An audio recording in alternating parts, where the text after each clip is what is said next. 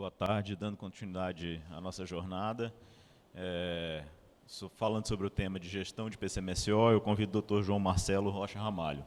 O Dr. João Marcelo é especialista em medicina do trabalho pela ANANT AMB, médico do trabalho da Companhia Siderúrgica do PCEM, médico perito legista oficial do Estado do Ceará, médico perito judicial do TRT, 7ª Região, professor convidado do curso de pós-graduação em Medicina do Trabalho da Universidade de Fortaleza e sócio fundador da consultoria de perícias médicas e saúde ocupacional, Medperitos. Boa tarde, obrigado. Bom, pessoal, boa tarde. Sentar aqui um pouquinho, a gente fica mais à vontade, né? Estamos em casa. Bom, hoje o tema da nossa conversa é gestão do PCMSO. É um tema bem complexo dentro da nossa área, mas que eu acredito que a gente vai conseguir bater um papo legal aqui ao longo dos slides. Bom, eu gostaria de iniciar a nossa conversa. Eu acho que agora eu estou atrapalhando aqui a visão de vocês. Fazendo uma reflexão sobre o que se entende por PCMSO. O PCMSO, ele é um papel, é um documento, ou ele é um programa mesmo, como o próprio nome, né, diz, né, na definição da sigla dele, né? Então, a gente sabe que não se trata só de um papel. A gente sabe que o papel apenas registra o conjunto de ações, né, que o médico do trabalho, junto com a sua equipe, e o SESMIT vão tomar para executar todas aquelas atividades que vão proporcionar a saúde ao trabalhador. Então, não se trata só de um papel, se trata de um programa. Quando a gente utiliza a palavra programa, aí a gente tem que adicionar uma coisa chamada de dinamismo. O que é dinamismo? É quando a gente coloca para funcionar. É uma coisa que não é estática, é uma coisa que está acontecendo, que tem ação. Quando eu entendo o PCMSO só como um papel, um registro para mera contribuição e mero cumprimento legal, eu não estou dando o dinamismo que esse documento exige, que esse documento preconiza, né, em todas as suas ações. Então, a primeira coisa é entender que o PCMSO é um programa. E, como um programa, ele tem um dinamismo que precisa ser executado, que precisa ser exercido, né, pelo médico que está responsável por ele. E, assim, além de entender esse conceito básico, né, por que isso aí também seria importante? Infelizmente, a gente sabe que acontece uma má prática. Eu acho que isso aí não deveria ser uma regra, mas acontece, de se vender papel. Vendeu-se muitos anos PCMSO, vendeu-se muitos anos PPRA, e as coisas vêm mudando em termos de cobrança legal com as atualizações das NRs. Eu vou mostrar aqui ao longo da explanação, né, como isso legalmente modificou. E modificou no sentido de aumentar a responsabilidade de quem está à frente de um documento, de um programa como o PCMSO. Tá certo? Então, entender o PCMSO como um papel é algo que não é interessante para um profissional como médico do trabalho. É algo que não deve acontecer. E aí, esse programa tem um objetivo. Existem alguns objetivos que a gente precisa desenvolver com ele. E eu resumiria nesses três objetivos. Prevenir agravos e doenças, prevenir acidentes de trabalho e o nobre objetivo de promover saúde. Se você for tentar esmiuçar isso aqui, em termos de definição, promover saúde é uma coisa muito nobre, porque é alguém que já tem saúde. Eu estou fazendo com que ele aumente, que ele melhore ainda mais. E isso eu faço no PCMSO através de um mecanismo chamado vigilância. Esses 3 objetivos eu vou atingir no PCMSO se eu tiver vigilância, a saúde do trabalhador. E como é que a gente faz essa vigilância? Através de uma coisa chamada monitoramento, certo? E esse monitoramento ele pode acontecer de 2 formas. Ali no verdinho tem dizendo o monitoramento ativo e o monitoramento passivo. Esses termos eles foram recentemente incorporados lá na NR7. Eles estão no texto da NR7. O monitoramento ativo é o monitoramento que permite a gente evitar que o trabalhador adoeça, evitar que ele sofra os acidentes e possibilita a promoção de saúde. Na prática, o que seria? Os exames periódicos. Eu vou exemplificar aqui, no exame periódico, a gente tem a oportunidade de entender de forma pontual, naquele momento, como é que a saúde daquele trabalhador se encontra.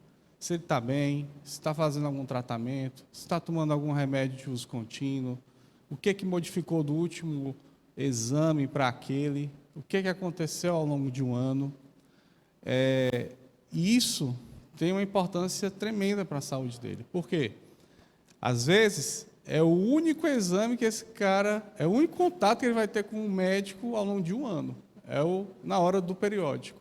Ele trabalha sempre, folga ou descansa para aguentar trabalhar mais, e aí a única vez que ele vai ter contato com o médico vai ser no exame periódico.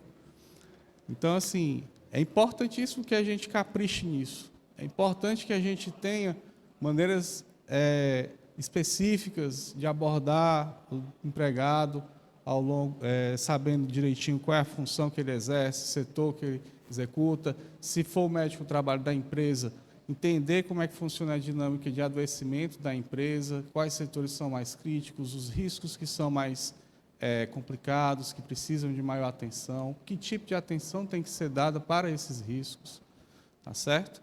Isso tudo faz parte desse monitoramento ativo. Gestão do absenteísmo é uma excelente oportunidade de a gente entender, tanto individualmente, avaliando trabalhador a trabalhador, que apresente algum atestado aí a definir pelo próprio sistema de saúde da empresa, o próprio SESBIT da empresa, quantos dias de afastamento, mas você consegue, através de uma avaliação individual, saber o que está acontecendo com aquele trabalhador. Às vezes ele tem, sei lá, vários atestados, 5, 10, 15 dias, e aí você chama ele para conversar e ele vai te explicar muitas vezes uma condição de saúde que ele não estava conseguindo resolver. E que você, como médico do trabalho, tem conhecimento e ferramentas suficientes para auxiliar ele a resolver aquele problema. Isso vai ser bom para ele, porque vai resolver um problema que ele não estava conseguindo. Isso vai ser bom para a empresa, porque vai ter o empregado de volta. E vai ser bom para você, porque, no final das contas, mais uma experiência para colecionar. Tá certo? E, além dessa gestão de absenteísmo de forma individual, nós temos a gestão do absenteísmo no entendimento mais holístico, mais complexo, da empresa. Com a avaliação do absenteísmo, você consegue definir quais são as áreas que estão mais expostas e predisponentes a desenvolvimento de determinadas doenças, quais são as funções que são mais críticas, que período do ano se desenvolve aquelas doenças que têm causado um impacto maior no absenteísmo da empresa. E com esses dados, com essas informações, você vai conseguir, de uma maneira estatística, definir planejamentos para aquela empresa, para que ela atue naquele ponto focal, naquele local, naquela situação que está gerando maior transtorno em termos de absenteísmo. Eu vou frisar mais uma vez, assim, a gente, como médico de trabalho, assim, pelo menos é o que eu percebo, às vezes foca muito nessa parte mais holística, mais de uma visão estatística do absenteísmo, coletar os dados, saber qual é o CID mais importante que está acontecendo, quem são os top 10 de afastamento. Isso aí é a prática mais comum que, pelo menos, eu tenho notado, tenho visto. Mas vou fazer algumas ressalvas, né? Nessa avaliação holística, a gente tem que priorizar, não é priorizar, mas tem que valorizar a avaliação individual também. É chamar o trabalhador para conversar, entender o que ele tem. Muitos daqueles CIDs que vocês recebem, certo? E que, se vocês não forem atrás para olhar, para conversar com o trabalhador, muitos daqueles CIDs não são aqueles CID. Tá? Às vezes foi um erro do médico lá da emergência, na hora que foi atender, ele colocou outro, colocou qualquer um, ou colocou o que ele achou que tinha que colocar. Às vezes ele entendeu uma coisa, mas na realidade o empregado tinha um outro problema. Às vezes ele até tem um problema, mas a origem não é aquela, é outra. Vou dar aqui um exemplo. Muitos CIDs M, que a gente tem, né, com problemas osteomusculares, muitos deles têm origem psiquiátrica. Tá? Então, se você for ao pé da letra mesmo, aquele CID ali não era para ser M, era para ser F. Tá? Mas você não vai descobrir nunca se você não falar com ele. Você não vai descobrir nunca se você não for atrás disso. Se você não estiver aberto a executar um negócio chamado escutatória. A gente tem que treinar a escutatória. A gente treina muito a oratória, mas a escutatória, às vezes, fica prejudicada. E aí, ainda sobre o monitoramento ativo, nós temos os programas acessórios ao PCMSO, como o PCA, que é o Programa de Conservação Auditiva. Ali colocou o PGR, mas está errado, na verdade é o PPR, que é o Programa de Proteção Respiratória. Tá? O PPEOB, que é o Programa de Prevenção e Exposição ao Benzeno.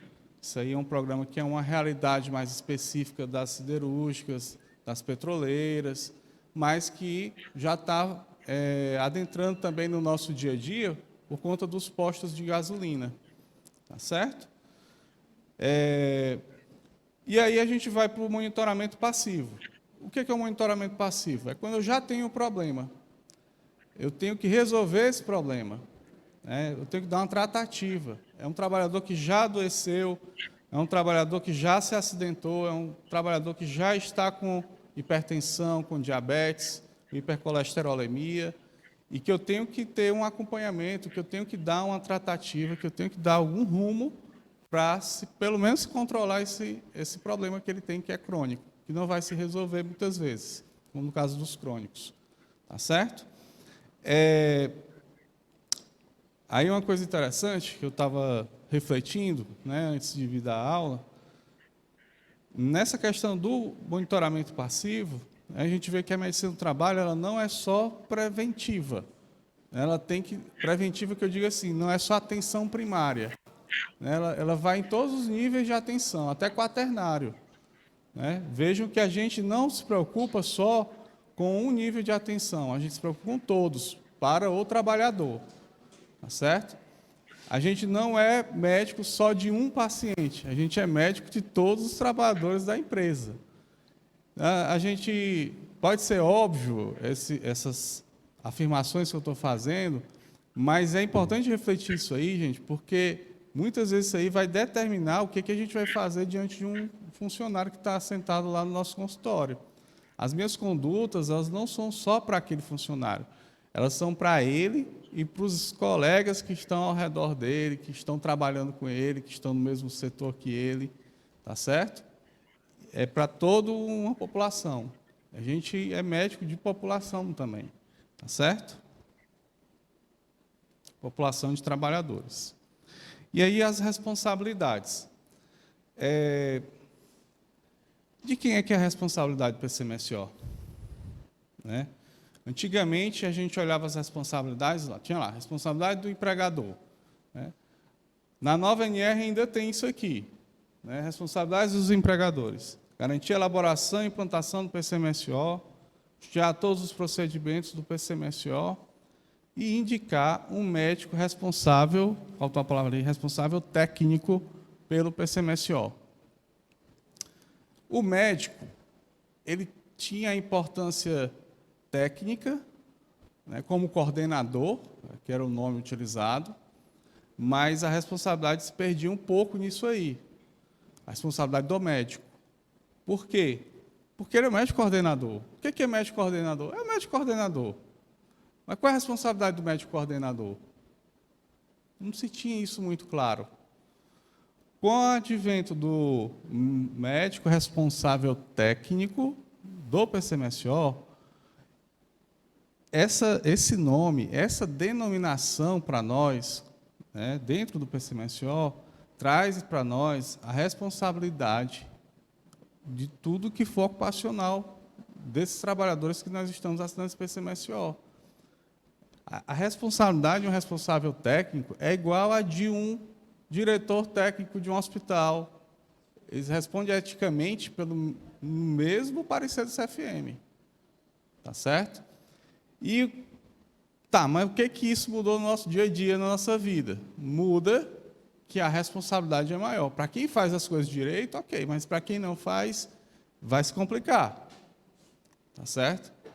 Essa história de assinar PCMSO, né, sem nem saber para onde vai, qual é a empresa, se tem empregado, se não tem, vai estar assinando, mas vai estar se responsabilizando também, legalmente. Tá certo?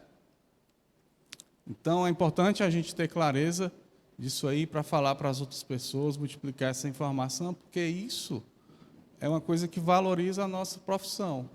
Isso é uma coisa que valoriza a nossa especialidade. Né? Trazer a responsabilidade para a gente é bom, porque, além de valorizar quem faz as coisas direito, quem valoriza a especialidade, fortalece essa especialidade. Né? Mostra a importância da especialidade para a sociedade. Tá certo? Bom, eu sei que o PCMSO é um programa, né, tem os objetivos que eu vou atingir através de um monitoramento, pode ser ativo, pode ser passivo, mas eu tenho que montar esse PCMSO. E aí, na montagem do PCMSO, eu tenho que levar em consideração algumas coisas. E aqui a gente tem uma etapa que é o planejamento do documento, do que vai ser o programa. Tá certo? E aí a gente tem a questão do risco. Para a nova NR7, a gente tem que o monitoramento deverá acontecer para o risco ocupacional ao qual o empregado está exposto, de forma específica. Certo? Eu tenho que ter um monitoramento que faça sentido lá dentro do PCMSO. O que eu estou querendo mostrar? É importante, o que é mais importante? Eu avaliar um exposto a ruído. O diabetes dele, se ele está com glicemia alta, o colesterol alto, ou eu fazer a audiometria anualmente. Né? Essas coisas todas não têm serventia, ou só uma tem serventia, ou todos estão na mesma hierarquia de importância, ou quem é que tem maior importância? Com isso, a gente define que o importante é o monitoramento que vai avaliar o risco ao qual o empregado está exposto. Tá certo? E aí a gente tem o planejamento dos exames médicos e a periodicidade, que a gente vai definir após ser definidos os riscos e os exames que devem ser feitos para isso, né? E o estabelecimento de critérios para interpretar esses exames, alinhando a conduta com os médicos que vão fazer os exames médicos dos empregados, né, ajudando e auxiliando o médico do trabalho. Certo? Esse alinhamento de conduta vai desde explicar o que é o PCMSO daquela empresa, que riscos aquele empregado está exposto e como é que ele vai manejar com esses riscos. Né? Quais situações que ele vai encontrar, né, e como definir isso. E aí tem duas maneiras, gente, de se fazer isso. Uma é você escrever lá no PCMSO Log, dizer, olha, faz isso, isso e isso, quando acontecer isso, faz isso e isso aqui. Até a Rosilane estava falando na palestra anterior a questão dos fichamentos. Né? Tem alguns colegas que já estão colocando aí no PCMSO Log, ó, aconteceu isso, faz isso, isso, isso aqui. Mas, assim, uma outra maneira que eu acho mais construtiva e interessante é quando você tem o médico do trabalho lá dentro da empresa, junto com os médicos examinadores, por exemplo. E aí, em qualquer dúvida, ele vai lá e tira, e conversa, e discute os casos individualmente. Porque os fichamentos são bons, mas eles são formas gerais de se tratar as coisas. E a gente sabe que em medicina, muitas vezes, os casos são bem específicos. Às vezes não leem aquele fichamento, não são coisas que a gente que lê em um livro. Às vezes você tem que fazer algum entendimento a mais para fazer o adequado atendimento de resolução daquele problema. Tá certo? Pessoal, se alguém tiver alguma dúvida e quiser perguntar, no final podem fazer pelo chat, tá certo? Não é, Leonardo? Pronto. E aí, então no planejamento também entram a necessidade dos programas acessórios, se a empresa tiver risco de ruído, no caso o PCA, se tiver exposição, né, a poeiras ou fumos metálicos, ou enfim, né, particulados sólidos, o PGR, o PPR, para proteção respiratória, foi colocado errado a sigla, no caso BZ no PPOB, né, ainda, enfim, existem outras possibilidades de fazer alguns programas específicos que não estão nem previstos legalmente, mas que, se forem feitos de forma alinhada internamente dentro da empresa, você pode fazer também. Tá certo? E aí a gente tem também, ainda no planejamento, né, investigação, diagnóstico e a conduta médica, né, para aquelas doenças que são específicas dos riscos ocupacionais que foram encontrados. Eu tenho ruído, eu tenho calor, eu tenho que descrever lá no PCMSO quais são os efeitos na saúde do trabalhador que cada risco desse vai causar e a tratativa que eu estou dando em termos de monitoramento, em termos de avaliação para aquele trabalhador. Isso hoje tem que estar escrito lá no PCMSO, tá certo? E aí, mais uma vez, estabelecer critérios de interpretação e dos exames em alinhamento com os médicos envolvidos. Eu falei no começo do dinamismo do PCMSO. Por quê? Porque ele é um programa, ele não é papel, tá? O papel faz parte do programa, o documento só faz parte do programa. E como é que eu dou o dinamismo no PCMSO depois de ter planejado? Existem várias formas, né? Uma maneira organizada de se fazer isso é usar um conceito corporativo muito conhecido e muito utilizado, né? Isso aqui é só um exemplo, né? Não estou dizendo que tem que ser assim. Existem outras formas de você executar o PCMSO, existem outras metodologias, né, que podem ser utilizadas. Estou citando aqui meramente como exemplo, tá? E é uma maneira que eu tenho costumeiramente usado. Por exemplo, a gente tem o PDCA, né, que vem do inglês, né, plan, plano, do, fazer, e check, checar, e o act, né, que é agir. Então, o PCMSO seria, de uma forma dinâmica, planejar, certo?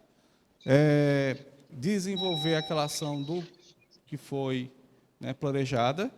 Depois eu checo se aquela ação deu certo, se não deu certo, e corrijo ela se não tiver dado certo, ou continuo o trabalho e reinicio esse ciclo, né, para todas as ações que estiverem acontecendo no PCMSO de forma contínua.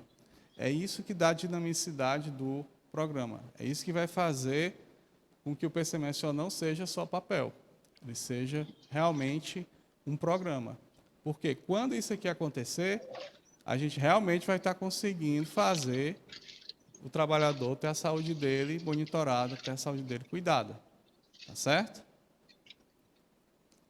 E aí a gente tem os níveis de maturidade de avaliação, né, de monitoramento da saúde dos trabalhadores. A gente tem um nível mais simples, eu defini como medicina do trabalho, assim, imaginando só o contexto doenças e tratamento, né? Identifico doenças e trato, identifico problemas e tento resolver. Essa é uma postura mais reativa, certo? Mas é o mínimo que se pode fazer, é o mínimo que se tem para fazer. É o que a norma, é o que a legislação cobra. É o mínimo. Né? Isso aqui ninguém pode negar. Isso aqui, quem não fizer, está descumprindo a lei. Tá certo? Esse seria o nível mais primário de atuação do PCMSO, de cuidado com o trabalhador. Quando eu tenho um cuidado com o ambiente do trabalho, né, em termos de diminuir riscos, de fazer com que o ambiente seja eliminado riscos ou diminuir a intensidade deles, né, e, portanto, isso reflita positivamente na saúde dos trabalhadores, eu estou fazendo saúde ocupacional. Eu estou me preocupando com o ambiente de trabalho daquele trabalhador. E existe um nível de maturidade maior, que é o final lá, né, saúde do trabalhador, que seria o entendimento do trabalhador de uma forma mais holística. Ele não é só o empregado da empresa, ele é um ser humano que trabalha naquela empresa, mas que tem família, que vive fora do ambiente laboral, tem diversões, né, ele vive num ambiente externo à empresa. Então, quando eu lanço o olhar para a saúde do trabalhador, aqui surgem várias dimensões de atuação, em nível social, em nível econômico, enfim, em uma série de esferas. E atuar nisso aí é entender que o trabalhador não é só um empregado, é entender que ele é um ser humano que vive no mundo como qualquer pessoa. Então, tem que ser entendido dentro dessa complexidade também. Se a gente quer fazer com que ele tenha saúde, se a gente quer fazer com que ele melhore a saúde dele. Tá certo? E aí eu trouxe aqui alguns pontos, só que eu entendi como interessantes, né, em termos de execução do PCMSO, para a gente fazer alguns insights, né? Monitoramento de exposição química, né? A gente sabe que modificou um bocado, alguns exames foram atualizados lá nas tabelas da NR7, e aí é interessante a gente entender, gente, não só que tem que fazer o exame, mas começar a lançar um olhar de preocupação na qualidade desses exames. A qualidade, quando eu falo, é assim, é quem está fazendo, como é que está sendo feita a coleta desse exame, se está no período adequado, por exemplo, o exame que tem que ser coletado no final da jornada. Será que está acontecendo mesmo no final da jornada? Será que ele não está voltando de folga? Então, assim, são detalhes que, às vezes, parecem ser bobos, mas que fazem uma diferença tremenda no resultado e no entendimento do que está acontecendo lá dentro da empresa, em termos de monitoramento. Tá? Então, gostaria de chamar a atenção para isso. A avaliação médica, né, volta aqui a conversa da doutora Rosilane, a gente não pode abrir mão de ver o paciente, de ver o empregado, de olhar, de examinar. Tá?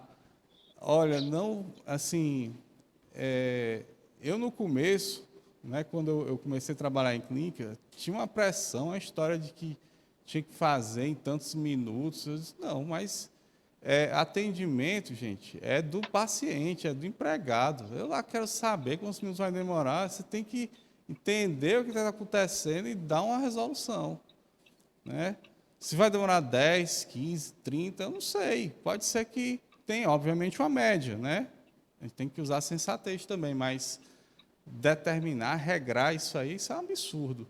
Tá? Eu acho que nenhum de nós deve aceitar isso nunca. Eu nunca aceitei e nunca me arrependi por causa disso. Pelo contrário, isso só me fez crescer em entendimento e experiência dentro da minha profissão. Graças a Deus.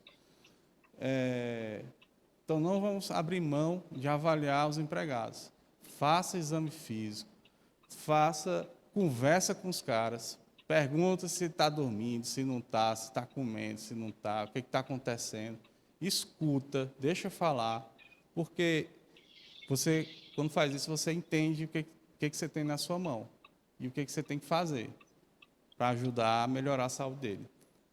Os exames radiológicos, mais uma vez a questão da qualidade, a gente prestar atenção quem é que está, né, sendo esse avaliador, se realmente é alguém que está habilitado, se serviço que está fazendo um padrão OIT, né, que é um padrão específico para as avaliações de pneumoconioses, tá certo? A gente tem que lembrar dos programas de saúde e qualidade de vida, e aí, isso aqui eu chamo assim, às vezes quando eu falo disso aqui, parece assim que é tipo a sobremesa do jantar, né? Coisa assim para degustar, né? O trabalho, porque isso aqui é promover saúde, isso aqui é aumentar a saúde das pessoas. Então, você tem programas que trabalham, que estão desenvolvendo mecanismos para fazer as pessoas melhorarem, aumentar a saúde dentro do trabalho, isso é excelente, isso aí é perfeito, é maravilhoso. O ambiente de trabalho passa a ser entendido como um local de saúde, um local que melhora a vida da pessoa, né, e não consome a saúde dela. O trabalho é entendido como algo que aumenta a saúde. Saúde mental. Aí eu queria fazer uma ressalva, né, porque está na moda a questão da saúde mental. Né, todo mundo está falando em saúde mental, né, várias empresas se posicionando sobre esse tema, muitas falando em programas de saúde mental. Aí, assim, a gente tem que ter alguns cuidados, tá? Tem alguns, às vezes, assim, eu acho que a moda, às vezes, e o afã de dizer que está fazendo alguma coisa em saúde mental é maior do que realmente a realidade do que está acontecendo, né? É muita coisa bonita para aparecer no LinkedIn, mas pouca coisa na realidade que está fazendo efeito positivo na saúde mental dos empregados. Tá? Desculpa, essa é a minha real impressão do que eu tenho observado. Por exemplo, eu fui olhar, um colega falando, a empresa anunciou, tem um programa de saúde mental. Aí, vamos lá, quais são as ações? Massoterapia 2 vezes por semana, durante 15 minutos, para 5 trabalhadores.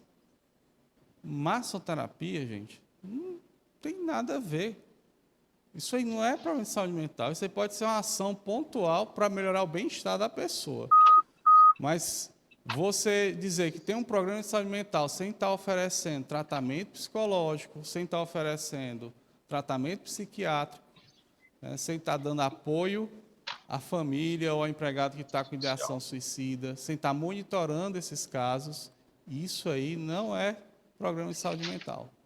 Se você não ofertar, é aquilo que eu falei, medicina do trabalho não é só prevenção primária, ela atua em todas as prevenções, certo?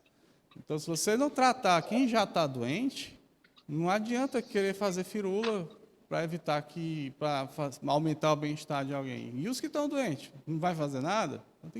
Você é médico de todo mundo que está na empresa, de quem está bem e de quem está doente também, tá certo? E as perspectivas futuras?